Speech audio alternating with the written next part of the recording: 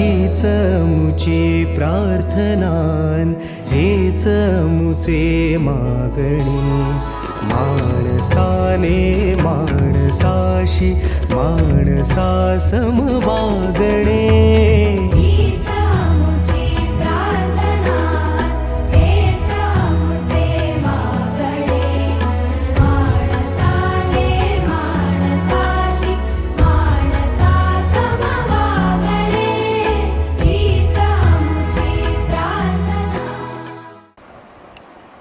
नमस्कार. आज आपण पहिल्यांदा काही डाऊट्स बघूया. काही लोकांनी मला डाऊट्स विचारलेत. त्यातला एक पहिला जो डाऊट आहे तो म्हणजे वोलाटाईल म्हणजे काय. अगोदरच्या काही लेक्चरमध्ये आपण बोललो या शब्दावरती. वोलाटाईल या शब्दाचा अर्थ असा, कुठलाही कंपोनंट हा वोलाटाईल असतो याचा अर्थ असा असतो की that substance can evaporate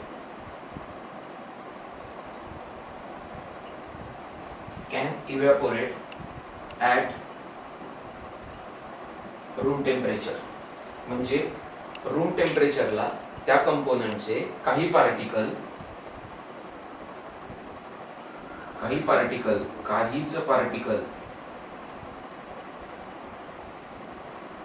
some particle मी म्हणेन काहीच पार्टिकल रूम टेम्परेचरला they will enter into vapour phase. कधी रूम टेम्परेचरला हीट वगैरे केलेलं नाही. या कंटेनरचं म्हणजे या लिक्विडचं कुठल्याही प्रकारे टेम्परेचर वाढवलेलं नाही. रूम टेम्परेचरला वोलाटाईल कंपोनंटचे काही particle they will get enter into vapour phase. Boiling point आलेला नाही. परत एकदा सांगतोय, बॉइलिंग पॉइंट आलेला नाही. ओके.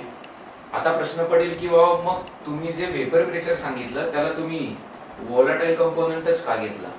आता वेपर प्रेशरच्या कन्सेप्ट मध्ये पार्टिकल हवेत जातात, कंडेन्सेशनच्या दरम्यान रिटर्न येतात आणि तेव्हाच ते प्रेशर टाकतात. म्हणजे वेपर प्रेशर टाकण्यासाठी पार्टिकलने हवेत जाणं गरजेचं आहे. पण हे सगळं परत सांगतोय, हे बॉइलिंग पॉइंट आलेला नाहीये. बॉइलिंग पॉइंटचा आणि याचा काही संबंध नाही आता तरी. ओके. म्हणजे काही पार्टिकल बिलो बॉइलिंग पॉइंट हवेत गेले म्हणजे काय झाले, वेपराइज झाले का इव्हॅपोरेट झाले, तर इव्हॅपोरेट झाले. इव्हॅपोरेट होऊन काही पार्टिकल हवेत आले. कधी हीट केल्यावर का रूम टेम्परेचरला, तर रूम टेम्परेचरला. हीट केलेली नाही. ओके. रूम टेम्परेचरला काही पार्टिकल हवेत आले. हवेत आल्यानंतर त्यांची एनर्जी सराउंडिंगने ऍब्झॉर्ब केली. सराउंडिंगने ऍब्झॉर्ब केल्यामुळे ते परत कंडेन्स झाले आणि सरफेस वरती प्रेशर टाकायला लागले. त्याला म्हणायचं वेपर प्रेशर. म्हणजे वेपर प्रेशर हा कन्सेप्ट शिकण्यासाठी इव्हॅपोरेशन गरजेचं आहे रूम टेम्परेचरला. आणि इव्हॅपोरेशन रूम टेम्परेचरला शक्यतो आपल्याला वोलाटाईल सबस्टन्स देणार आहेत. मग तुम्ही म्हणाल मग आम्ही हीट दिल्यावर काय होईल. हीट दिल्यावर तर जास्तीत जास्त पार्टिकल वर जातील.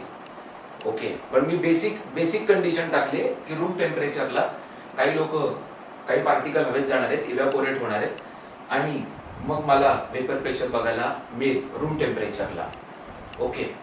आणि म्हणजे वेपर प्रेशर बघण्यासाठी मला वोलाटाईल सबस्टन्सची गरज आहे का ते कळलं असेल. अजून एक काही लोकांनी मुद्दा हा काढला होता की P01 P आणि P02 याच्याबद्दल बोला सर थोडं. तर एक लक्षात घ्या की जेव्हा X1 तुम्ही जरा मी बोलतो ना ते पण जरा नीट ऐका. ओके. तुम्ही लोक नीट ऐकत नाही कधी कधी. हा शब्द आहे P01 आणि इकडे लिहिलंय P02. आता मला सांगा, मी अगोदरच्या लेक्चर मध्ये बोललेलो आहे की X1 जेव्हा 1 आहे ना, याचा अर्थ काय, मी फक्त प्युअर कंपोनंट ए बद्दलच बोलतोय. आता इथे प्युअर दुसरा जो कंपोनंट आहे ना B, तो 0 आहे. म्हणजे प्युअर कंपोनंट ए चं वेपर प्रेशर काय P01. त्याला मी आता पार्शियल वेपर प्रेशर म्हणत नाही, कारण मी एकच कंपोनंटचा विचार करतो. इथे दुसऱ्या कंपोनंटचा विचार करतोय, कंपोनंट बी चा. त्यावेळेचं वेपर प्रेशर आहे P02 आहे. त्यामुळे तेव्हा सुद्धा मी पार्शियल वेपर प्रेशर म्हणत नाहीये. पण जेव्हा मी हे असा ग्राफ काढला होता ना, हा ग्राफ जो होता, तेव्हा मी इथे P बद्दल बोलत होतो आणि इथे मी पार्शियल वेपर प्रेशर बद्दल बोलत होतो. P1 आणि P2 हे पार्शियल वेपर प्रेशर होते. मी बोलत काय होतो की हे जे पीच्या ज्या व्हॅल्यू आहेत ना त्या आयडियल सोल्युशनच्या केसमध्ये P01 आणि P02 च्या मध्ये, पीच्या व्हॅल्यू P01 आणि P02 च्या मध्ये, म्हणजे पी ची व्हॅल्यू ही P01 पेक्षा कमी पण नाहीये आणि P02 पेक्षा जास्त पण नाहीये. It is in intermediate in between P01 आणि P02 असं मी तेव्हा म्हणत होतो. कोणाच्या केसमध्ये? आयडियल सोल्युशनच्या केसमध्ये. ओके. आणि हे जे P1 आहे हे सोल्युशन मध्ये आता दोन कंपोनंट आहेत, कंपोनंट ए आणि कंपोनंट बी. तर कंपोनंट ए नी सोल्युशन मध्ये वेपर प्रेशरला किती कॉन्ट्रीब्यूट केलंय? तर P1 ने एवढं कॉन्ट्रीब्यूट केलंय. सोल्युशन मध्ये कंपोनंट बी नी वेपर प्रेशरला किती कॉन्ट्रीब्यूट केलंय? तर P2 एवढं कॉन्ट्रीब्यूट केलंय.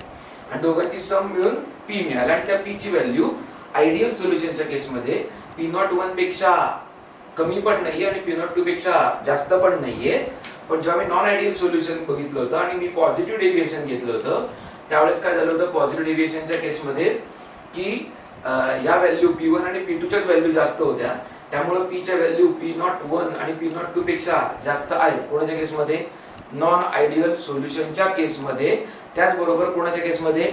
पॉझिटिव्ह डेव्हिएशनच्या केसमध्ये. कोणाच्या केसमध्ये? पॉझिटिव्ह डेव्हिएशनच्या केसमध्ये. पण जेव्हा मी निगेटिव्ह डेव्हिएशन कन्सिडर करेल, जेव्हा मी निगेटिव्ह डेव्हिएशन कन्सिडर करेल त्यावेळेस माझ्या सोल्युशनचं जे टोटल वेपर प्रेशर आहे ते आता P01 आणि P02 पेक्षा कमी, P01 आणि P02 पेक्षा कमी.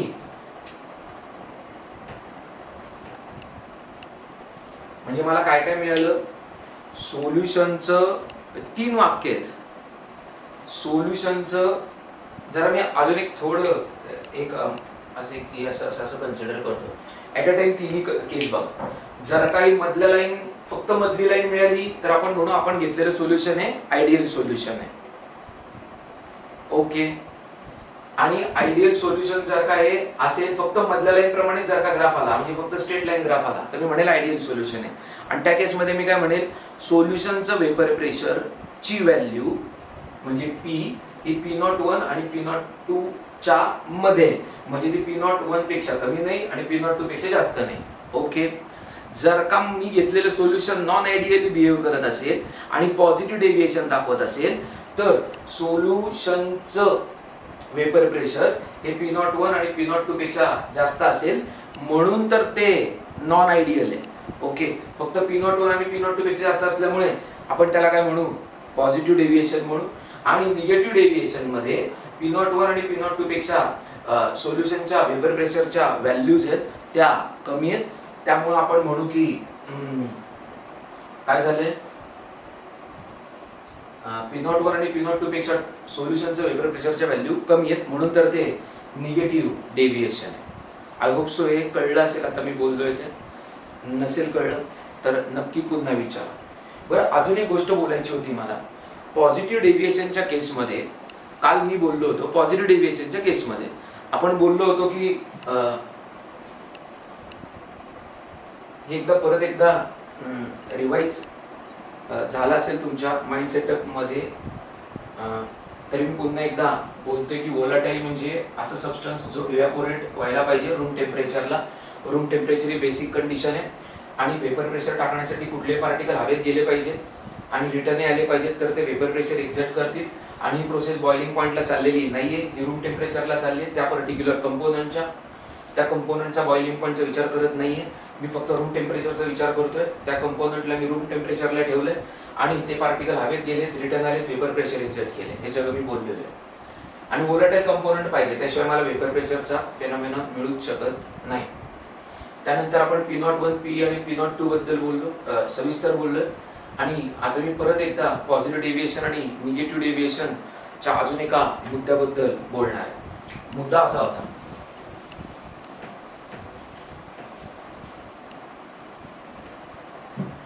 मी सांगितलं होतं 3 प्रकारच्या इंटरॅक्शन आहेत. सोल्यूट सोल्यूट, सॉल्व्हंट सॉल्व्हंट आणि तिसरं सोल्यूट सॉल्व्हंट. अशा 3 प्रकारचे इंटरॅक्शन. जेव्हा मी सोल्युशन घेतले जे नॉन आयडियल आहेत आणि मला पॉझिटिव्ह डेव्हिएशन दाखवतात त्यांच्या केसमध्ये मी सांगितलं होतं की सोल्यूट सॉल्व्हंट इंटरॅक्शन ही वीक आहे या सोल्यूट आणि सॉल्व्हंट पेक्षा। आणि या केसमध्ये आपल्याला P1 ची व्हॅल्यू ही P01 x1 पेक्षा जास्त मिळाली होती आणि P2 ची व्हॅल्यू ही P02 x2 पेक्षा जास्त मिळाली होती। म्हणजे थेरॉटिकली ज्या व्हॅल्यू एक्सपेक्ट होत्या मला पार्शल वेपर प्रेशरच्या, त्याच्यापेक्षा पार्शल वेपर प्रेशरच्या कंपोनंट ए आणि कंपोनंट बी च्या व्हॅल्यू जास्त होत्या। असं का झालं होतं? तर सोल्यूट सॉल्व्हंट इंटरॅक्शन ही वीक आहे असं मी नमूद केलं होतं। आता सोल्यूट इंटरॅक्शन चांगली असेल, स्ट्रॉंग असेल तर ते एकत्र राहायचा प्रयत्न करतील। सॉल्व्हंट इंटरॅक्शन चांगली असेल तर ते परत एकत्र राहायचा प्रयत्न करतील। पण सोल्यूट आणि सॉल्व्हंट इंटरॅक्शन वीक असेल तर जास्तीत जास्त लोक हवेमध्ये यायचा प्रयत्न करतील। आणि त्याच्यामुळं आपल्याला जे वाटत होतं की एवढे पार्शल वेपर प्रेशर यायला पाहिजे P01 x1 आणि P02 x2 त्याच्यापेक्षा जास्त आले, कारण जास्तीत जास्त लोक हवेमध्ये एंटर झालेत, कारण सोल्यूट सॉल्व्हंट इंटरॅक्शन या वीक आहे। जेव्हा आपण आयडियल सोल्युशनचा विचार करत होतो जे निगेटिव्ह डेव्हिएशन देत होते, त्यांच्या केसमध्ये सोल्यूट सॉल्व्हंट इंटरॅक्शन पेक्षा सोल्यूट सॉल्व्हंट इंटरॅक्शन या स्ट्रॉंग होत्या। म्हणजे सोल्यूट पार्टिकल आणि सॉल्व्हंट पार्टिकल मध्ये जो इंटरॅक्टिव्ह फोर्स आहे तो चांगला होता। त्यामुळे आपल्याला जे एक्सपेक्टेड होतं की आपल्याला व्हॅल्यू एक्सपेक्टेड का होत्या P01 x1 आणि P02 x2 एवढ्या व्हॅल्यू असाव्यात कंपोनंट ए आणि कंपोनंट बी साठी कोणाच्या पार्शल वेपर प्रेशरच्या। पण इंटरॅक्शनच एवढी स्ट्रॉंग आहे की जास्तीत जास्त लोक हवेत आले नाहीत म्हटल्यानंतर वेपर प्रेशरवरती त्याचा परिणाम झाला इंडिव्हिज्युअलच्या, म्हणून पार्शल वेपर प्रेशरवरती परिणाम झाला, म्हणजे P1 आणि P2 वरती परिणाम झाला। पण जास्तीत जास्त लोक हवेत आले नाही, त्याच्यामुळे मला पार्शल वेपर प्रेशरच्या व्हॅल्यू काय मिळाल्या? कमी मिळाल्या। जेवढ्या मला या एक्सपेक्टेड होत्या ना, या थेरॉटिकल होत्या आणि या ऑब्झर्व्ड होत्या, तर इंटरॅक्शन स्ट्रॉंग असल्यामुळे जास्तीत जास्त लोक हवेत आले नाही, त्यामुळे पार्शल वेपर प्रेशरच्या व्हॅल्यू कमी आल्या। आय होप सो हे सगळे मुद्दे कळले असतील, पॉझिटिव्ह डेव्हिएशन आणि निगेटिव्ह डेव्हिएशन। पुन्हा एकदा या सगळ्या गोष्टी नोटिफाय करा। We will again start with colligative property. काल जिथे आपण थांबलो होतो त्या आर्टिकलवर बोलूया ज्याचं नाव आहे कोलिगेटिव्ह प्रॉपर्टीज। कोलिगेटिव्ह प्रॉपर्टीज मध्ये काल मी एक्सप्लेन केलं होतं की these are the properties of solution which are dependent on the number of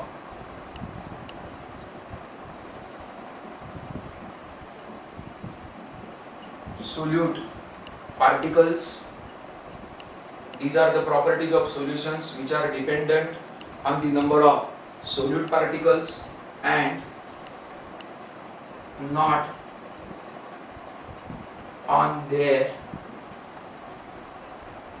nature. अशा पद्धतीने काल आपण कोलिगेटिव्ह प्रॉपर्टीची डेफिनेशन बघितली होती की कोलिगेटिव्ह प्रॉपर्टीज या सोल्युशनच्या प्रॉपर्टीज आहेत ज्या सोल्यूटच्या नंबर ऑफ पार्टिकलवर डिपेंडेंट आहेत पण त्यांच्या नेचरवर नाही। आणि चार कोलिगेटिव्ह प्रॉपर्टीजची मी लिस्ट केली होती। पहिली होती लोअरिंग ऑफ वेपर प्रेशर, दुसरी होती एलिव्हेशन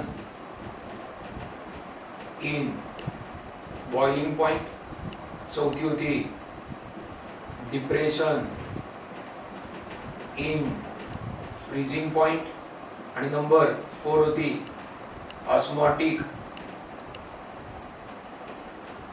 प्रेशर। हे दोन्ही गोष्टी पुन्हा एकदा नोटिफाय करा प्लीज। नवीन गोष्टीकडे जाऊया। पहिला आता कोलिगेटिव्ह प्रॉपर्टी सर्वच्या सर्व नीट शिकण्यासाठी आपल्याला शिकायचं आहे की कंडिशन्स काय, म्हणजे आज आता मी ज्या चार कोलिगेटिव्ह प्रॉपर्टीज शिकवणार आहे या शिकण्यासाठी आपल्याकडे कंडिशन्स काय की आपण काय बेसवरती शिकायचं आहे त्या कोलिगेटिव्ह प्रॉपर्टीज। तर आपल्याला कंडिशन्स आहेत फॉर स्टडीइंग कोलिगेटिव्ह प्रॉपर्टीज। त्यातली पहिली कंडिशन आहे सोल्युशनच्या बाबतीत ते म्हणजे आपल्याला ज्या सोल्युशनच्या कोलिगेटिव्ह प्रॉपर्टीज चेक करायच्या आहेत, ज्या सोल्युशनच्या कोलिगेटिव्ह प्रॉपर्टीज चेक करायच्या आहेत ते नॉन इलेक्ट्रोलाइट असलं पाहिजे. ओके, नॉन इलेक्ट्रोलाइट असलं पाहिजे म्हणजे त्याच्यामध्ये we don't have presence of ions in it. त्याच्यामध्ये आयन्स नकोय का ते बघायचे. म्हणजे सोल्युशन, आता एक गंमत काय की लेसनच्या शेवटी हे सगळं आपल्याला अजून डिटेल मध्ये बघायचंय. पण आता जेव्हा मी पहिले 4 कोलिगेटिव्ह प्रॉपर्टी शिकवणार आहे त्या शिकवत असताना मला हे लक्षातच ठेवलं पाहिजे की जे सोल्युशन आहे ते नॉन इलेक्ट्रोलाइट आहे, म्हणजे त्याच्यामध्ये कुठल्याही प्रकारे आयन्स सापडणार नाही. आयन्स का सापडणार नाही? कारण आता अजून एक गोष्ट, मी कंडिशन आहे ती सोल्यूट साठी, मी सोल्यूट हे नॉन आयनिक घेतोय. काय घेतोय मी? सोल्यूट हे नॉन आयनिक घेतोय, नंबर 1. नंबर 2, सोल्यूट हे नॉन आयनिक घेऊन मी नॉन वोलाटाइल पण घेतोय. काय घेतोय? नॉन वोलाटाइल घेतोय. काय घेतोय? नॉन वोलाटाइल घेतोय. आता सोल्यूट हा जर का नॉन आयनिक असेल तर ऑब्विसली आयन तयार होणार नाहीत आणि त्यामुळे माझे जे सोल्युशन आहे ते नॉन इलेक्ट्रोलाइट असेल. त्याचबरोबर जो आपला सॉल्व्हंट आहे तो लिक्विड आहे. काय तो? लिक्विड आहे. काय तो? लिक्विड आहे. काय तो? लिक्विड आहे. म्हणजे सोल्यूट हे नॉन आयनिक असेल, त्याचबरोबर ते नॉन वोलाटाइल असेल आणि असं सोल्यूट जे नॉन आयनिक आणि नॉन वोलाटाइल आहे ते मी लिक्विड सॉल्व्हंट मध्ये टाकेल आणि नॉन आयनिक असल्यामुळे नॉन इलेक्ट्रोलाइट सोल्युशन तयार होईल. इलेक्ट्रोलाइट सोल्युशन म्हणजे कोण? The one who carries current. Okay, म्हणजे जे चार्ज आयन आहेत ते करंट कॅरी करतील. म्हणजे इलेक्ट्रोलाइट सोल्युशनच, इलेक्ट्रोलाइट सोल्युशन करंट कॅरी करतं. इलेक्ट्रोलाइट सोल्युशन करंट कॅरी करतं याचा अर्थ त्याच्याकडे आयन्स आहेत. पण मी इथं सोल्युशन नॉन इलेक्ट्रोलाइट घेतोय म्हणजे त्याच्याकडे आयन्स नाहीयेत. त्याकडे आयन्स नाहीयेत. का नाहीयेत? कारण मी जे सोल्यूट सॉल्व्हंट मध्ये टाकणार आहे, लिक्विड सॉल्व्हंट मध्ये टाकणार आहे ते नॉन आयनिक आहे. त्याचं डिसोसिएशन होणार नाहीये, त्याच्यामुळे चार्ज फॉर्मेशन होणार नाहीये. या कंडिशन महत्वाच्या आहेत मला कोलिगेटिव्ह प्रॉपर्टीज शिकण्यासाठी. प्लीज लक्षात ठेवा, या कंडिशन महत्वाच्या कोलिगेटिव्ह प्रॉपर्टीज शिकण्यासाठी. ओके, म्हणजे कोलिगेटिव्ह प्रॉपर्टीज आता आपण ज्या शिकणार आहे त्या शिकण्यासाठी आपल्याला कंडिशन नंबर 1 गरजेची की सोल्युशन हे नॉन इलेक्ट्रोलाइट असलं पाहिजे. त्याचबरोबर नॉन इलेक्ट्रोलाइट असलं पाहिजे म्हणजे त्याच्यामध्ये आयन्स असता कामा नयेत. त्यासाठी मी सांगितले की सोल्यूट हा नॉन आयनिक असला पाहिजे आणि लिक्विड सॉल्व्हंट पाहिजे. अजून एक महत्त्वाची गोष्ट लक्षात घ्या, आतापर्यंत जे मी अगोदरचे वेपर प्रेशरचे सगळे लेक्चर कव्हर केले त्याच्यामध्ये मी दोन्ही कंपोनेंट वोलाटाइल आहेत असं मी बोलत होतो. आता मी नमूद करतोय की याच्या पुढच्या अभ्यासासाठी माझा एकच कंपोनेंट वोलाटाइल असणार आहे आणि तो म्हणजे माझा solvent. Solvent is only the volatile component. Please notify, solvent is only the volatile component. Solvent is only the volatile component. Solvent is only the volatile component and solute is non-volatile.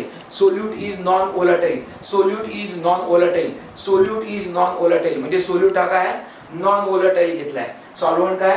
volatile आहे. म्हणजे दोन component आहेत त्यातला एकच component, दोनच component आहेत, दोन component मधला एकच कंपोनंट volatile आणि तो सॉल्व्हंट आहे. सोल्यूट हा नॉन वोलाटाइल आहे.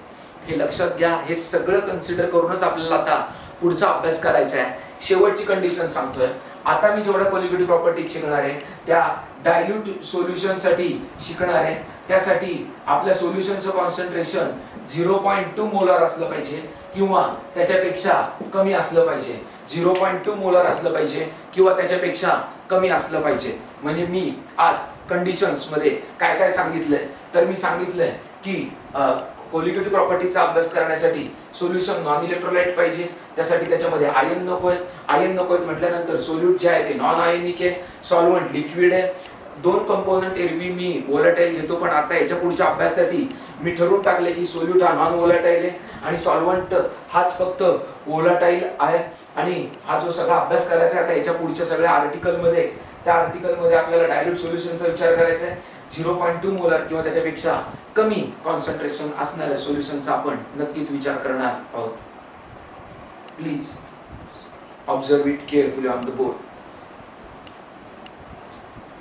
आता मी पहिल्या कोलिगेटिव्ह प्रॉपर्टीचा अभ्यास करणार आहे ज्याचं नाव आहे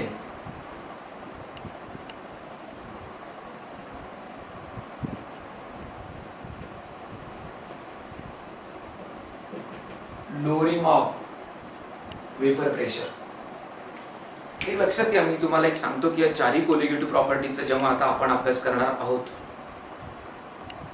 त्यावेळेस मी ऍक्च्युली ठरवून टाकलंय, मागाशी मी बोललोय की सोल्यूट आहे ना हा नॉन व्होलाटाईल आणि सॉल्व्हंट आहे ना हाच व्होलाटाईल। याचा अजून एक अर्थ काय कळला, जर का सोल्यूट हा नॉन व्होलाटाईल असेल तर तो वेपर प्रेशरला कॉन्ट्रीब्यूट करणारच नाहीये। म्हणजे माझ्या सोल्युशन मध्ये वेपर प्रेशरला फक्त आणि फक्त सॉल्व्हंटच कॉन्ट्रीब्यूट करणार आहे, सोल्यूट कॉन्ट्रीब्यूटच करणार नाहीये। म्हणजे काय केलं माहितीये का, आपण आपला अभ्यास एकदम आपण अजून सिंपल केला किंवा ठीक आहे दोन कंपोनंट आहेत त्यातला एकच नॉन व्होलाटाईल आहे, तो वेपर प्रेशरला कॉन्ट्रीब्यूटच करणार नाही। म्हणजे सॉल्व्हंट फक्त व्होलाटाईल आहे आणि सॉल्व्हंट व्होलाटाईल असल्यामुळे तोच फक्त वेपर प्रेशरला कॉन्ट्रीब्युशन करेल। म्हणजे सोल्युशन मध्ये सुद्धा वेपर प्रेशरला कॉन्ट्रीब्यूट कोण करेल तर फक्त सॉल्व्हंटच करेल बाबा, सोल्यूट करणार नाही। ओके, हे सगळं कळलं। ओके, म्हणजे मला काय बघायचं माहिती, मला चारही कोलिगेटिव्ह प्रॉपर्टी मध्ये एवढंच बघायचंय की सॉल्व्हंट हा प्युअर असेल ना त्यावेळेस त्याला काही ना काहीतरी वेपर, तो व्होलाटाईल आहे म्हटलं त्याला काहीतरी वेपर प्रेशर असेल।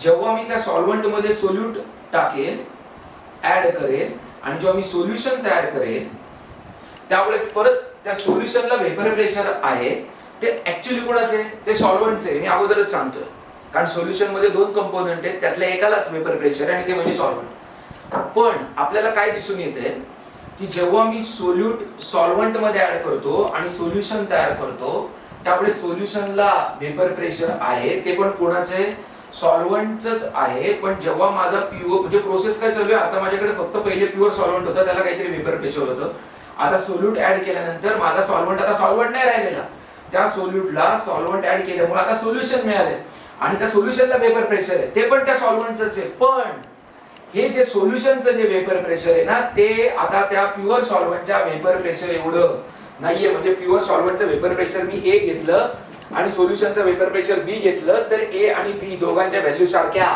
नाहीयेत। म्हणजेच काय झालंय तर म्हणजेच जेव्हा मी प्युअर सॉल्व्हंट मध्ये सोल्यूट ऍड करतो आणि सोल्युशन तयार करतो त्यावेळेस जरी प्युअर सॉल्व्हंट मध्ये सुद्धा मी सॉल्व्हंटचाच वेपर प्रेशर बघत असेल आणि सोल्युशन मध्ये सुद्धा मी सॉल्व्हंटचाच वेपर प्रेशर बघत असेल तरी त्या दोन्ही वेपर प्रेशरच्या व्हॅल्यू सारख्या नाहीयेत, त्या डिफरंट आहेत। याचा अर्थ सोल्यूट जेव्हा मी सॉल्व्हंट मध्ये टाकेल आणि सोल्युशन मध्ये रूपांतर होईल आता त्या दोघांचं होमोजिनियस मिक्सचर तयार झाल्यामुळे, त्यावेळेस सॉल्व्हंटच्या वेपर प्रेशर मध्ये काही ना काहीतरी बदल होणार आहेत आणि सॉल्व्हंटचंच वेपर प्रेशर हे ए मधनं कुठं कन्व्हर्ट होणार आहे, बी मध्ये जाणार आहे। म्हणजे सोल्यूट जेव्हा मी सॉल्व्हंट मध्ये ऍड करतो, सोल्यूट जेव्हा मी सॉल्व्हंट मध्ये ऍड करतो, सोल्यूट जेव्हा सॉल्व्हंट मध्ये मी ऍड करतो, सोल्यूट जेव्हा मी सॉल्व्हंट मध्ये ऍड करतो त्यावेळेस प्युअर सॉल्व्हंटचं वेपर प्रेशर ए होतं, आता ते बी झालंय। पण मी आता त्याला सॉल्व्हंटचं वेपर प्रेशर नाही म्हणणार बी ला, मी सोल्युशनचं म्हणणार। का, कारण आता सॉल्व्हंट कुठं राहिलाय, सॉल्व्हंट मध्ये सोल्यूट टाकल्यामुळे सॉल्व्हंट नाही राहिला, आता सॉल्व्हंट कोण झालाय, सॉल्व्हंट सोल्युशन झालाय। कोण झालाय, सॉल्व्हंट सोल्युशन झालाय। का, कारण त्याच्यामध्ये सोल्यूट ऍड केलंय। ओके, म्हणजे सोल्युशन मध्ये जरी मी सॉल्व्हंटचं वेपर प्रेशर बघत असलो तरी बाळांनो मी आता त्याला सॉल्व्हंट नाही म्हणणार, मी त्याला सोल्युशन म्हणणार। पण आपल्याला विचार कसा पाहिजे, आपला विचार असा पाहिजे की यस या सॉल्व्हंट मध्ये मी सोल्यूट ऍड केल्यामुळे सॉल्व्हंटचं वेपर प्रेशर बदलले, ए चं बी झाले। पण हे जे बी जे वेपर प्रेशर आहे त्याला मी सॉल्व्हंटचं वेपर प्रेशर नाही म्हणणार, त्याला मी सोल्युशनचं वेपर प्रेशर म्हणणार आहे। आता टायटल आहे लोअरिंग ऑफ वेपर प्रेशर, म्हणजे वेपर प्रेशर कमी झाले। कुणाचं कमी झाले, सॉल्व्हंटचं कमी झाले। कुठून कुठे कमी होतं, कुठून कुठे जाताना कमी झाले, जेव्हा मी सोल्यूट सॉल्व्हंट मध्ये ऍड केला। परत एकदा ऐका, जेव्हा मी सोल्यूट सॉल्व्हंट मध्ये ऍड केला आणि सोल्युशन तयार झालं त्यावेळेस वेपर प्रेशर कमी झाले। म्हणजे ए आणि बी मध्ये मोठा कोण आहे, तर ए मोठा आहे, बी कमी आहे।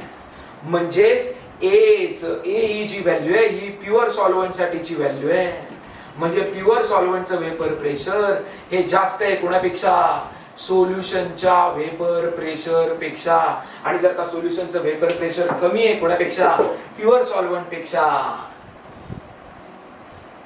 म्हणजे ए टू बी जाताना वेपर प्रेशर कमी झाले म्हणून प्रॉपर्टीचं नाव आहे लोअरिंग ऑफ वेपर प्रेशर. पण कुणामुळे कमी झालंय तर कमी कुणामुळे झालंय, प्युअर सॉल्व्हंट मध्ये सोल्यूट ऍड केलंय आणि त्याच्यामुळे प्युअर सॉल्व्हंटचं रूपांतर सोल्युशन मध्ये झालंय आणि त्या दरम्यान वेपर प्रेशरची व्हॅल्यू कमी झाली आहे आणि म्हणून नाव दिले लोअरिंग ऑफ वेपर प्रेशर. आता पुढचा प्रश्न ऑब्विसली की सर कमी का झालं, ओके का कमी झालं बघूया. आता बघूया लोअरिंग ऑफ वेपर प्रेशर मध्ये सोल्यूट प्लस प्युअर सॉल्व्हंट मिळून सोल्युशन तयार झाले आणि आपल्याला कळलंय प्युअर सॉल्व्हंटला काही ना काहीतरी वेपर प्रेशर आहे, त्याला आता मी पी नॉट म्हणेन. आता मी 1-2 नाही करणार. का नाही 1-2 करणार विचारा, जरा विचार करा का. कारण आपण ऑलरेडी धरून टाकलंय की सोल्यूट हा नॉन वोलाटाईल आहे, त्यामुळे त्याचा आणि वेपर प्रेशरचा काही संबंध नाहीये. प्युअर सॉल्व्हंटच फक्त वोलाटाईल आहे, म्हणजे सोल्युशन मध्ये सॉल्व्हंटच फक्त वेपर प्रेशर एक्झर्ट करणार आहे. त्यामुळे 1-2 काही मी घेतलेलं नाही. म्हणजे P naught is the vapour pressure of pure solvent and P is the vapour pressure of solution. मी परत एकदा सांगतोय, what is P naught. P naught is the vapour pressure of pure solvent. What is P.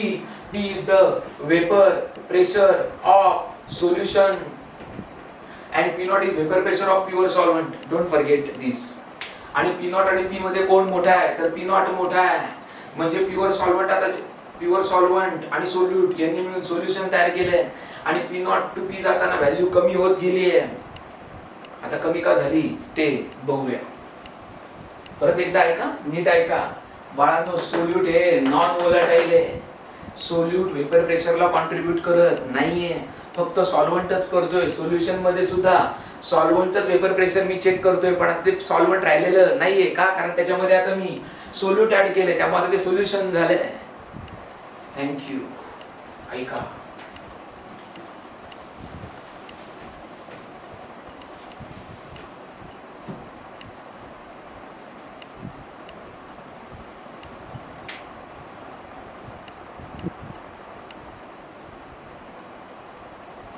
आता मी solute consider केलं. Obviously non volatile, non ionic है. So non ionic non volatile solute plus volatile liquid solvent आहे आणि यांच्यातनं मला एक solution मिळालंय आणि ते सोल्युशन जे आहे ते इलेक्ट्रोलाइट आहे का नॉन इलेक्ट्रोलाइट आहे, नॉन इलेक्ट्रोलाइट आहे. या डायग्राम कडे आपण यूज तत्पूर्वी याच्या अगोदरची एक डायग्राम आहे त्याकडे जाऊया. या डायग्राम मध्ये मी फक्त आणि फक्त प्युअर सॉल्व्हंट घेतला. आता समजा आपल्या हिशोबासाठी आपल्या विचारांसाठी समजा मी कन्सिडर केलं की इथे 1 2 3 4 5 6 7 8 9 10 11 12 13 14 15 16 17 18 19 20 21 22 23 पार्टिकल आहेत प्युअर सॉल्व्हंटचे. या 23 सगळे तर काही जाणार, सॉल्व्हंट वोलाटाईल पण सगळे जातील का? कारण मी सांगितले मागाशी वोलाटाईल लेक्चरच्या सुरुवातीलाच सांगितलंय की वोलाटाईलला काहीच वोलाटाईल लिक्विडचे काहीच पार्टिकल रूम टेम्परेचरला हवेमध्ये येते. ओके, म्हणजे प्युअर सॉल्व्हंटचे काहीच पार्टिकल रूम टेम्परेचरला वोलाटाईल असल्यामुळे, प्युअर सॉल्व्हंट वोलाटाईल असल्यामुळे काहीच पार्टिकल हवेमध्ये येते. समजा मी सांगितले की काय ते 23 किती मोजले आता मी 1 2 3 4 5 6 7 8 9 10 11 12 13 14 15 19 20 21 22 23. त्या 23 समजा मी तुम्हाला सांगितलं की 6 लोक रूम टेम्परेचरला प्युअर सॉल्व्हंट वोलाटाईल असल्यामुळे हवेमध्ये एंटर झाले आणि समजा सगळे इव्हॅपोरेट झाले आणि मग काही लोक आता कंडेन्स व्हायला लागतील आणि मग त्यातले समजा 3 3 6 त्यातले 4 जर का 4 लोकांनी रिटर्न जर्नी चालू केली. ओके, 2 3 4 आणि 4 लोक येऊन आता काय करतात ते वेपर प्रेशर टाकतात. ओके, कोणावरती? या प्युअर सॉल्व्हंटच्या सरफेसवरती. ऍग्रीड. ओके, आता इथं काय कन्सिडर केलंय मी दुसऱ्या कंटेनर मध्ये दुसऱ्या कंटेनरमध्ये मी कन्सिडर करतोय की आता माझ्याकडे प्युअर सॉल्व्हंट आहे का सोल्युशन आहे, सोल्युशन. म्हणजे काय झालं, नुसतं सॉल्व्हंट आहे का सोल्यूट पण आहे, तर सॉल्व्हंट प्लस सोल्यूट आहे. मग आता मला सांगा, तिथं जे 23च्या 23 पार्टिकल होते ते 23च्या 23 पार्टिकल तिथे लिक्विडचे होते, म्हणजे सॉल्व्हंटचे होते. इथं असणारे 23च्या 23 पार्टिकल सरफेसवरचे हे सगळेच्या सगळे सॉल्व्हंटचे असतील का सॉल्व्हंट प्लस सोल्यूटचे असतील, तर ऑब्विसली सॉल्व्हंट प्लस सोल्यूटचे असतील. बरोबर आहे. म्हणजे इकडे जर का मी सांगितलं 23 पार्टिकल्स आहेत प्युअर सॉल्व्हंटच्या सरफेसवर, तर ऑब्विसली आता इथं काय 23 आहेत का लेस दॅन 23 आहेत, तर लेस दॅन 23 आहेत कुणाचे, प्युअर सॉल्व्हंटचे. बरोबर. म्हणजे उरलेले जे आहेत, रिमेनिंग जे आहेत, ते रिमेनिंग कुणाचे, तर रिमेनिंग कुणाचे, तर ते नॉन वोलाटाईल सोल्यूटचे. काय ते नॉन वोलाटाईल सोल्यूटचे. बरोबर. बरं, मी सांगितलं होतं जेव्हा 23 सरफेसवर होते त्यावेळेस हवेत किती गेले, त्यावेळेस हवेत 6 गेले. ठीक आहे. बरं, आता इथे 23 आहेत का, कारण आता सोल्यूट नॉन वोलाटाईल सोल्यूट असल्यामुळे 23 आहेत का लेस दॅन 23 आहेत, तर लेस दॅन 23 आहेत. मग हवेत जाणाऱ्यांची संख्या पण काय असेल, 6 असेल का लेस दॅन 6 असेल, तर लेस दॅन 6 असेल. मग खाली येणारे किती होते, ओके, वर जाणारे लेस दॅन 6 होते, खाली येणारे मी सांगितलं काय की 4 होते तिथे. मग इथं किती असतील, 4 असतील का लेस दॅन 4 असतील, लेस दॅन 4 असतील. मग इकडे जर का 4 होते, 4 लोक वेपर टाकत होते, तर इकडे किती टाकतात, 4 टाकतात ते का 4 पेक्षा कमी टाकतात, 4 पेक्षा कमी टाकतात. म्हणजे प्युअर सॉल्व्हंट टू सोल्युशन येताना काय झालं, वेपर प्रेशर वाढलं का कमी झालं, कमी झालं. ओके, वाढलं का कमी झालं, कमी झालं. म्हणून तर प्रॉपर्टीचं नाव काय, लोअरिंग ऑफ वेपर प्रेशर. काय, लोअरिंग ऑफ वेपर प्रेशर. आता पुन्हा एकदा जरा रिवाइज करतो मी. ओके, आज एवढं झालं तरी चालेल, पण नीट उद्या जेवायचे ते कन्सेप्ट नीट पाहिजे. हाच कन्सेप्ट फार महत्वाचा आहे. ओके, इथं लक्षात घ्या, मी पहिलं प्युअर सॉल्व्हंट कन्सिडर केलं आणि आपण कन्सिडर हे बघा, एक मी पिक्चोरियल रिप्रेझेंटेशन जनरेट केलंय. कृपा करून त्याच्यातलं जे कन्सेप्ट डोक्यात घ्यायचा ना, तो प्रयत्न कन्सेप्ट डोक्यात घ्यायचा प्रयत्न करा, त्यातनं कन्फ्युजन वाढवू नका. ओके, आणि जर का तुम्हाला काही डाऊट आला तर तो लगेच विचारा, लगेच व्हॉट्सअप करा की सर या पॉइंटला मला डाऊट आहे. ऑब्विसली उद्या मी लगेच त्याच्यावरती चर्चा करेन. प्युअर सॉल्व्हंट आहे ते वोलाटाईल आहे. 23 पार्टिकल होते, वरती 6 गेले. मी सांगितलं की 6तले 4 लोक आता खाली येतात, असं मी सांगितलं. म्हणजे नंबर कळले की सरफेसला 23 पार्टिकल कोणाचे, सॉल्व्हंटचे. कुठलं, वोलाटाईल. बरं, वोलाटाईल बद्दल आता बोललेलो आपण. अशा त्या प्युअर वोलाटाईल लिक्विड सॉल्व्हंट मध्ये जेव्हा मी non volatile non ionic solute टाकतो आणि नॉन इलेक्ट्रोलाइट वालं सोल्युशन तयार करतो, तर आता सरफेसवरती पार्टिकल 23 असतील का लेस दॅन 23 असतील, तर लेस दॅन 23 असतील. का, कारण यांच्यातल्या काही पार्टिकलच्या जागा या आता कोणी ऑक्युपाय केल्या, तर त्या नॉन वोलाटाईल सोल्यूट पार्टिकलनी ऑक्युपाय केलेल्या असतील. ओके, म्हणजे वरती आता लोक ते सोल्यूट पार्टिकल नॉन वोलाटाईल आहेत, त्यामध्ये हवेत जायचा प्रश्नच येत नाही. मग इथं किती होते, 23 सॉल्व्हंटचे होते. मग इथं काय दिसतं आता तुम्हाला, लेस दॅन 23 आहेत सॉल्व्हंटचे. मग हवेत जाणाऱ्यांची संख्या 23 असताना इथं 6 होती. मग इकडे जाताना किती आहे, लेस दॅन 6 असेल. मग इकडे खाली येणाऱ्यांची संख्या किती होती, 4 होती. मग इकडे काय असेल, लेस दॅन 4 असेल. म्हणजे इकडून इकडे येताना नॉन वोलाटाईल सोल्यूट पार्टिकल तिथे मी कन्सिडर केल्यामुळे काय झालं, वेपर प्रेशर टाकणाऱ्या पार्टिकलची संख्या काय झाली, कमी झाली. आणि प्युअर सॉल्व्हंट टू सोल्युशन येताना वेपर प्रेशर कमी झालं, आणि म्हणूनच प्रॉपर्टीचं नाव आहे लोअरिंग ऑफ वेपर प्रेशर. आता नवीन आर्टिकल बघूया, variation of vapour pressure of solution with mole fraction of solvent. म्हणजे ग्राफ बघायचा आपल्याला, कोणाचा, व्हेरिएशन ऑफ कोणाचं, वेपर प्रेशरचं. पण वेपर प्रेशर कोणाचं, सोल्युशनचं, with what, mole fraction of solvent. म्हणजे काय, तर इकडे वाय ऍक्सिस वरती सगळ्यांना दिसतंय की वाय ऍक्सिस वरती मी वेपर प्रेशर ऑफ सॉल्व्हंट घेतलंय. कारण आता मला दोन वेगळं बोलण्याची गरजच नाही, कारण सगळ्यांना माहिती की सोल्यूट नॉन वोलाटाईल कन्सिडर करतोय मी, त्याच्यामुळे फक्त सॉल्व्हंटलाच फक्त वेपर प्रेशर आहे, कारण तोच फक्त वोलाटाईल आहे. जेव्हा सॉल्व्हंटचं मोल फ्रॅक्शन जेव्हा 0 असेल, नीट बघा, सॉल्व्हंटचं मोल फ्रॅक्शन जेव्हा 0 असेल याचा अर्थ सॉल्व्हंट नाहीच आहे, त्यावेळेस ऑब्व्हियसली त्याचं वेपर प्रेशर 0 असणार. आणि जसं प्युअर सॉल्व्हंट होत चाललंय, म्हणजे मोल फ्रॅक्शन 1 होत चाललाय, तसं वेपर प्रेशर वाढत जाणार आहे. आणि या पॉइंटला this is the vapour pressure of pure solvent. Okay, म्हणजे जसं माझं सॉल्व्हंट चं प्रमाण वाढत चाललंय तसं वेपर प्रेशर वाढत जाणार आहे. का वाढत जाणार आहे त्याचं कारण मी तुम्हाला सांगितलं. सोल्यूटचा आता विचार करायची गरजच नाही, कारण आपण आपल्या एक्सपेरिमेंट मध्ये सोल्यूट हे नॉन व्होलाटाईल आहे हे क्लिअर केलेले. माझ्या मते ग्राफ सगळ्यांना कळला असेल. परत एकदा नमूद करतो, जेव्हा सॉल्व्हंटचं मोल फ्रॅक्शन वाढत चाललंय तसं सॉल्व्हंटचं वेपर प्रेशर सुद्धा वाढत चाललंय. परत एकदा मी आग्रहाने सांगतोय, प्युअर सॉल्व्हंटला वेपर प्रेशर आहे. मी बोलताना बोलणारे सोल्युशनला वेपर प्रेशर आहे. सोल्युशन मध्ये सुद्धा सॉल्व्हंटचंच वेपर प्रेशर मी चेक करणार आहे. पण आता सॉल्व्हंट राहिलेला नाहीये, कारण त्यामध्ये सोल्यूट ऍड केलेलं आहे आणि तो सोल्युशन झालाय. ओके. आणि जेव्हा मी ऍक्च्युली अभ्यास करताना काय करतो माहिती का, प्युअर सॉल्व्हंट मध्ये जेव्हा मी सोल्यूट नावाची इम्प्युरिटी ऍड करतो ना, ती सोल्यूट नावाची इम्प्युरिटी ऍड केल्यामुळे प्युअर सॉल्व्हंटच्या वेपर प्रेशर मध्ये काय बदल झाले, आणि ते बदल झाले काय बदल झाले सगळ्यांना कळलं. वेपर प्रेशर कमी झालंय, पण आता ते सॉल्व्हंट नाही राहिलं, ते सोल्युशन झालंय. एवढंच मला म्हणायचंय. आता मॅथमॅटिकली या गोष्टींना आपण प्रत्येक गोष्टींना मॅथमॅटिकली रूप देतो. ऑब्विसली मॅथमॅटिकली रूप देण्यासाठी आपण वेपर प्रेशरशी संबंधित एक एक्सक्लुझिव्ह लॉ बघितला होता, रॉल्स लॉ. आणि त्या रॉल्स लॉचा आपण अभ्यास करूया for such type of solution in which we are considering non-volatile solute added in liquid volatile solvent.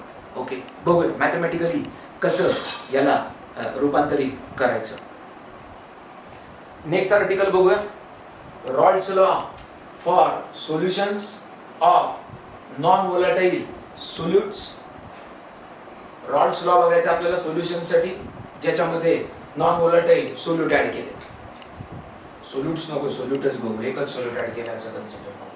आता चित्र काय होतं पहिले बघा, माझ्याकडे पहिले लिक्विड होतं ज्याला आपण सॉल्व्हंट म्हटलं होतं, आणि तो एकटाच बिचारा व्होलाटाईल आहे. त्यावेळेस त्याचं जे वेपर प्रेशर आहे त्याला मी म्हणणार आहे पी नॉट. आता 1 2 काही म्हणणार नाहीये मी, कारण माझ्याकडे एकच कंपोनंट आहे जो व्होलाटाईल आहे. आणि जेव्हा मी याच्यामध्ये सोल्यूट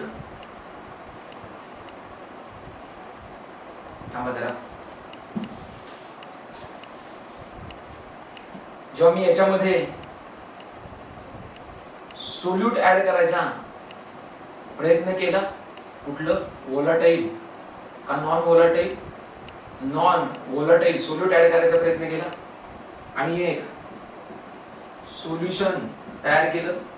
त्या सोल्युशनचं वेपर प्रेशर पी आहे. हे कोणाचं आहे वेपर प्रेशर हे माहिती आहे सगळ्यांना आता, पण तरी सुद्धा आता सॉल्व्हंट राहिलं नाही, तो सोल्युशन झाल्या कारण त्याच्यामध्ये सोल्यूट ऍड केलं असं सगळं बोललेलो आहे मी. आणि जेव्हा मी नॉन व्होलाटाईल सोल्यूट ऍड करेल आणि या प्युअर सॉल्व्हंट पासून सोल्युशन तयार करेल, जे इलेक्ट्रोलाइट आहे का नॉन इलेक्ट्रोलाइट आहे, नॉन इलेक्ट्रोलाइट आहे, कारण मी जो सोल्यूट घेतलाय तो आयनिक आहे का नॉन आयनिक आहे, तर तो पण कोण आहे, नॉन आयनिक आहे. त्यामुळे नॉन इलेक्ट्रोलाइट सोल्युशन तयार झाले. आणि सगळ्यांना माहिती की इकडून इकडे येताना काय झाले, वेपर प्रेशर वाढले का कमी झाले, कमी झाले. आणि म्हणून मी त्याला म्हणणार आहे पी नॉट मोठा आहे का पी मोठा आहे, तर ऑब्विसली प्युअर सॉल्व्हंटचं वेपर प्रेशर जास्त आहे, म्हणजे पी नॉट मोठा आहे का पी मोठा आहे, पी नॉट मोठा आहे. म्हणजे मी पी मायनस पी नॉट घेणार का पी नॉट मायनस पी घेणार, तर पी नॉट मायनस पी घेणार, कारण मोठ्यातनं नेहमी मी लहान वजा करतो. याला म्हणणार मी डेल्टा पी, आणि या डेल्टा पी ला म्हणणार मी एक्स्ट्रीमली सॉरी नीट लिहितो, म्हणजे मी याला म्हणणार लोअरिंग ऑफ वेपर प्रेशर बरोबर delta p, that is equal to p minus p not का पी नॉट मायनस पी, तर पी नॉट मायनस पी म्हणजे vapour pressure of pure solvent minus vapour pressure of solvent in solution, vapour pressure of solvent in solution. याला आपण असं म्हणू vapour pressure of solvent in solution, म्हणजे lowering of vapour pressure बरोबर delta p, that is equal to P not म्हणजे vapour pressure of pure solvent, vapour pressure of pure solvent lowering of vapor pressure equal to delta P, that is equal to P naught minus P, म्हणजे P naught is vapor pressure of pure solvent, P is vapor pressure of solvent in solution, म्हणजेच vapor pressure of solution असं मी consider करेन. Okay, observe it. आता बघूया Raoult's law for solutions of non-volatile solute. Rawls law बघूया solution साठी, ज्या solution मध्ये non volatile solute आहे. व्होलाटाईल सोल्यूट आहे, सॉरी नॉन व्होलाटाईल सोल्यूट आहे, पण एक गोष्ट क्लिअर आहे, सॉल्व्हंट मात्र व्होलाटाईल. आणि त्यामुळे असं ठरलंय आपलं की P naught is the vapour pressure of pure solvent. 1-2 करत नाहीये, कारण फक्त सॉल्व्हंटच व्होलाटाईल आहे, सोल्यूट नाहीये.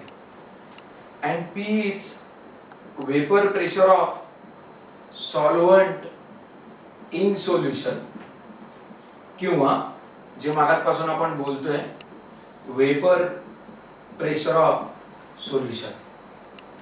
म्हणजे P naught is vapour pressure of pure solvent आहे आणि P is vapour pressure of solvent in solution, किंवा वेपर प्रेशर ऑफ सोल्युशन आहे P आहे.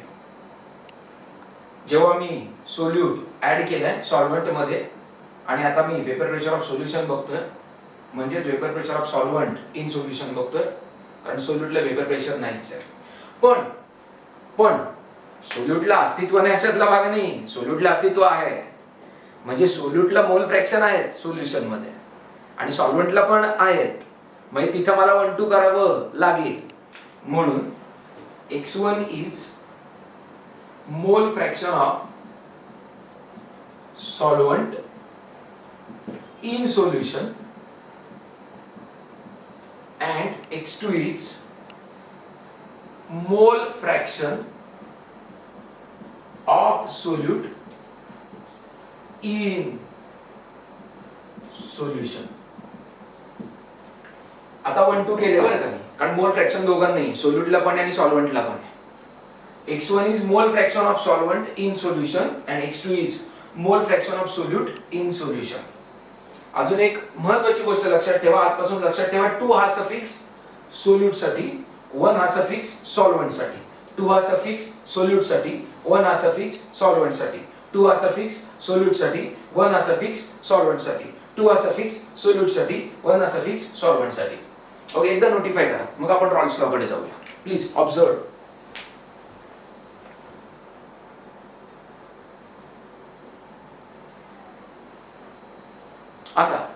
आता रॉल्स लॉ कडे जाऊया. रॉल्स लॉ काय बोलतो आता आठवत असेल सगळ्यांना, partial vapour pressure of any component, partial vapour pressure of any component. आता मला सांगा, माझ्याकडे कंपोनंट 2 आहेत, त्यातलं वेपर प्रेशर असणारा कंपोनंट किती आहे? 2 आहेत का एकच आहे? एकच आहे. तो कोण? सॉल्व्हंट. बरोबर. म्हणजे सोल्युशन मध्ये असणार सॉल्व्हंटचं पार्शियल वेपर प्रेशर आणि सोल्युशनचं वेपर प्रेशर हे दोघे काय झाले? डिफरंट झाले का सेम झाले? सेम झाले. म्हणजे माझ्याकडे फक्त आणि फक्त सॉल्व्हंट हा व्होलाटाईल असल्यामुळे partial vapour pressure of solvent is nothing but what? Vapour pressure of solution आहे. हे क्लिअर? म्हणजेच आता मी काय म्हणणार? By Raoult's law. By Raoult's law.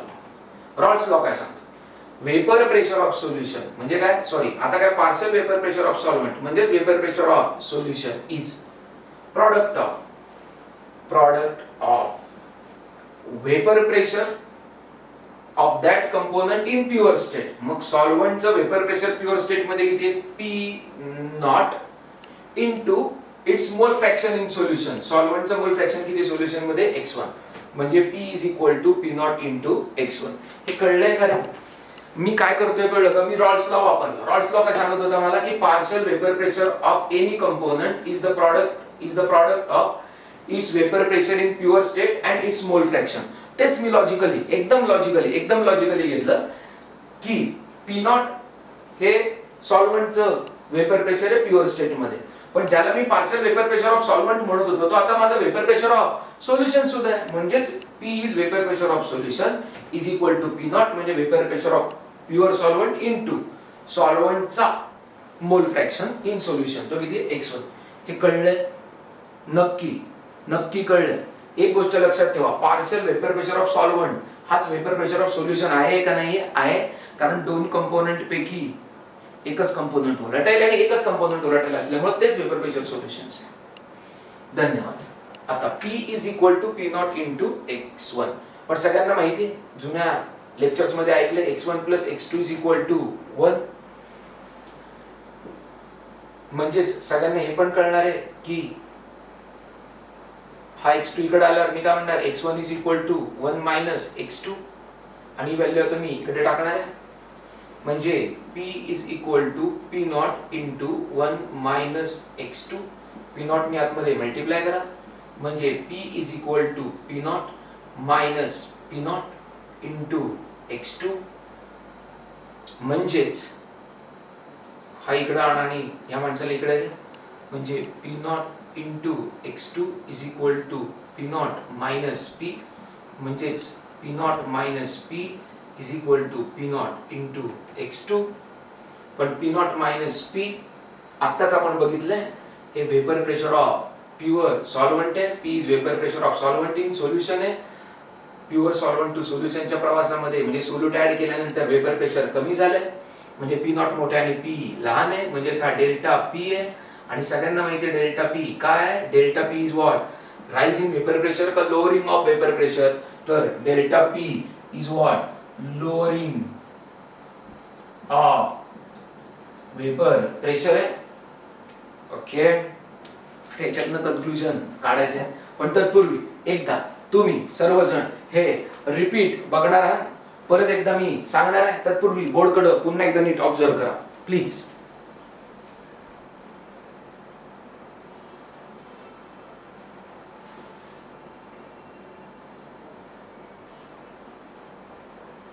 बघतोय आपण आता पुन्हा एकदा Rawls law for solution revise करतोय ऑफ नॉन व्होलाटाईल सोल्यूट. त्यासाठी आपण p नॉट हे vapour pressure of pure solvent घेतलंय, p is vapour pressure of solvent in solution घेतलंय किंवा त्याला वेपर प्रेशर ऑफ सोल्युशन म्हटलंय. इथे 1-2 चा खेळ केला नाही, कारण फक्त सॉल्व्हंटलाच व्होलॅटिलिटी असल्यामुळे तोच वेपर प्रेशरला कॉन्ट्रीब्यूट करणार आहे. पण सोल्यूट आणि सॉल्व्हंटला दोघांनाही सोल्युशन मध्ये अस्तित्व आहे, त्यामुळे x1 is mole fraction of solvent in solution आहे, x2 is mole fraction of solute in solution आहे. अजून एक महत्त्वाची गोष्ट सांगितली आहे, 2 हा जो सफिक्स आहे हा एक्सक्लुझिव्हली सोल्यूट साठी वापरणार आहे मी, आणि 1 हा सफिक्स हा एक्सक्लुझिव्हली सॉल्व्हंट साठी वापरणार आहे. हे कदापि विसरू नका. त्याचबरोबर आपले ठरलं आता की सॉल्व्हंट हाच फक्त व्होलाटाईल असल्यामुळे दोन कंपोनंटचे वेगळे पार्शियल वेपर प्रेशर घ्यायची गरज नाहीच आहे मला. त्यामुळे partial vapour pressure of solvent हेच माझं वेपर प्रेशर ऑफ सोल्युशन आहे. आणि मग मी रॉल्स लॉ लावायचा प्रयत्न केला. रॉल्स लॉ मला सांगत होता की सॉल्व्हंटचं वेपर प्रेशर बरोबर सॉल्व्हंटच्या वेपर प्रेशरच्या प्युअर स्टेट मधल्या बाय रॉल्स लॉ आपल्याला माहिती होतं की partial vapour pressure of solvent बरोबर सॉल्व्हंटच्या प्युअर स्टेट मधलं वेपर प्रेशर इनटू सॉल्व्हंटचा मोल फ्रॅक्शन सोल्युशन मधला. पण partial vapour pressure of solvent हेच वेपर प्रेशर ऑफ सोल्युशन आहे, त्यामुळे p is equal to p not into x1 लिहिलं. पण सगळ्यांना माहिती आहे x1 plus x2 is equal to 1 आहे, म्हणजेच x1 is equal to 1 minus x2 आहे. ही व्हॅल्यू इकडे पुट केली, p नॉट मी मल्टिप्लाय केलं, p is equal to p not minus p not into x2 आलाय. आणि त्याचबरोबर p नॉट इंटू x2 पलीकडे गेले, हा p इकडे आलाय. p नॉट मायनस p जरा अरेंज करून फक्त लिहिलंय. आणि p नॉट मायनस p मध्ये p नॉट मोठा आणि p लहान आहे आपण बघितलंय, आणि यालाच आपण डेल्टा p म्हटलंय. म्हणजे lowering of vapour pressure is equal to p not into x2. हे मी प्रूव्ह केलंय. नीट बघा पुन्हा एकदा. म्हणजेच आत्ताच्या या सगळ्या डेरिव्हेशन वरनं मला ही गोष्ट कळली आहे, delta P is equal to P naught into x2. What is delta P? It is lowering of vapour pressure that is equal to P naught into x2. म्हणजे vapour pressure of pure solvent into mole fraction of, नीट आहे का, मोल fraction of, नीट आहे का, मोल fraction of. Solvent आहे का सोल्यूट आहे? सोल्यूट आहे. प्लीज लक्षात घ्या, हा मोल फ्रॅक्शन एक्सक्लुझिव्हली कुणाचा आहे? तर हा मोल फ्रॅक्शन एक्सक्लुझिव्हली सोल्यूटचा आहे, नॉन व्होलाटाईल सोल्यूटचा आहे. म्हणजेच मी मोल फ्रॅक्शन ऑफ सोल्यूटचा विचार करतोय. सगळ्यांना माहिती आहे नंबर ऑफ मोल्सच्या टर्म्स मध्ये फॉर्म्युला आहे. म्हणजेच लोअरिंग ऑफ वेपर प्रेशर हे number of moles of solute particle वर डिपेंड आहेत. म्हणजेच lowering of vapour pressure is dependent on mole fraction of non volatile solute. म्हणजेच lowering of vapour pressure is dependent on number of moles. आणि जर का lowering of vapour pressure depends on number of moles असेल, lowering of vapour pressure depends on number of moles of solute असेल, याचा अर्थ vapour pressure जरी number of solute particle वर depend नसलं तरी लोअरिंग ऑफ वेपर प्रेशर